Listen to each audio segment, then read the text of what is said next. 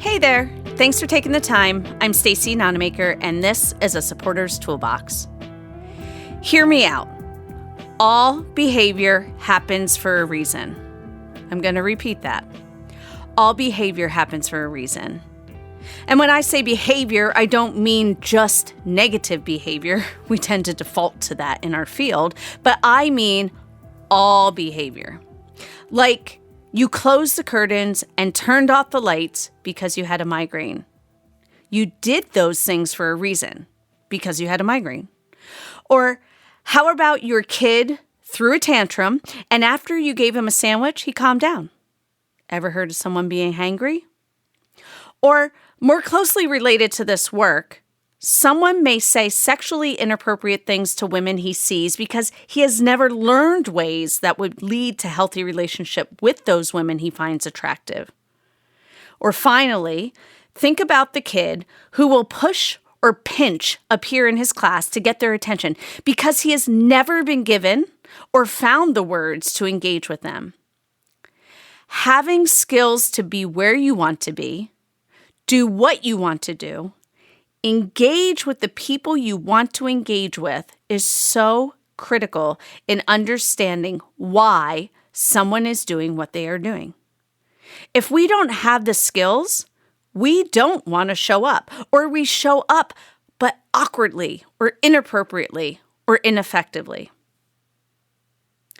An article that I read that looked at a collection of studies related to the relationship between behavior problems and social competence tells us that reducing behavioral problems while also simultaneously increasing social competence helps children with emerging or persistent problem behaviors. To me, this and other research points to a gross need to think about what social skills or fitting in skills someone doesn't have but needs to be in the places they want to live, work, or play. Another example to illustrate this, some of us may support people who live in chaotic environments, like ones in which there is instability, constant change, or a lack of predictability. And some researchers believe that this chaos may lead to behaviors, especially for people who may not be able to self-regulate or have the ability to direct and focus their actions and/or attention in order to rise above that chaos. In fact, some believe that if these skills aren't acquired and behaviors persist without acknowledging the chaos or the need for self-regulation for these younger kids, we will see maladjustment later in life. Ideally, what we want is a toddler who throws a tantrum to grow into a child who learns how to tolerate uncomfortable feelings without throwing a fit, and later into an adult who is able to control impulses to act based on uncomfortable feelings. So it's all about identifying what skills they need and how to support them to learn the skill.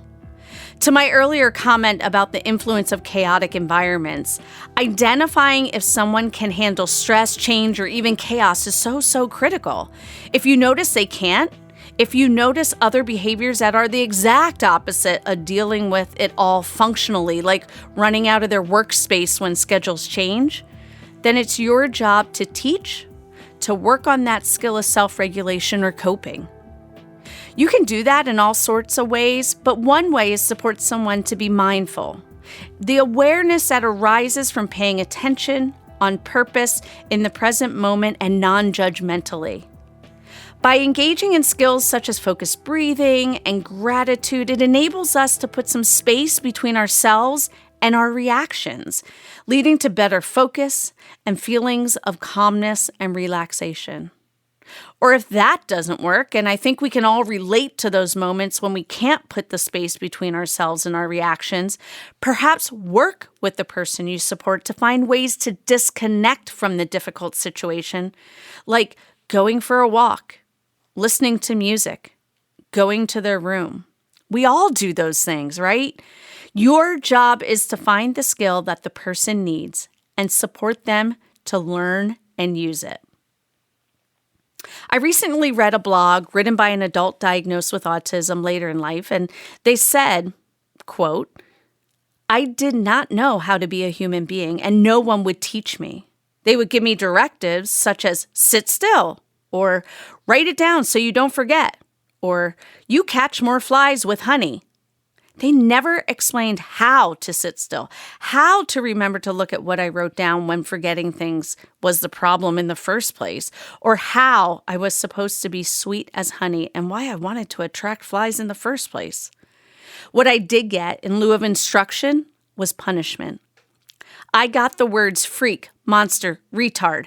I got the frustrated silence of disappointed parents. I got relentless and aggressive harassment from my peers. I got confirmation that I was wrong in my natural state.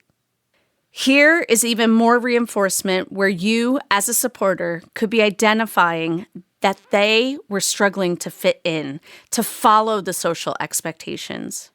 You need to keep your skills radar on at all times because if not, you shouldn't be surprised if you see challenging behaviors. People who won't want to show up because they don't feel successful, or people who are trying their hardest in the best way they know how despite not having the skills or tools.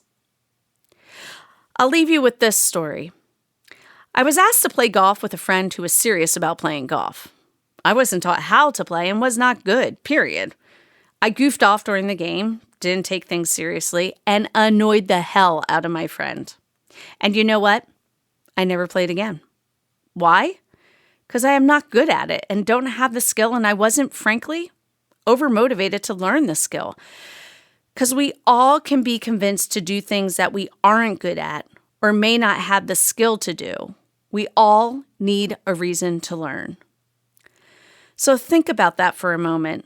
If you aren't looking at those skills that people do not have but may need in order to show up and engage, are they motivated?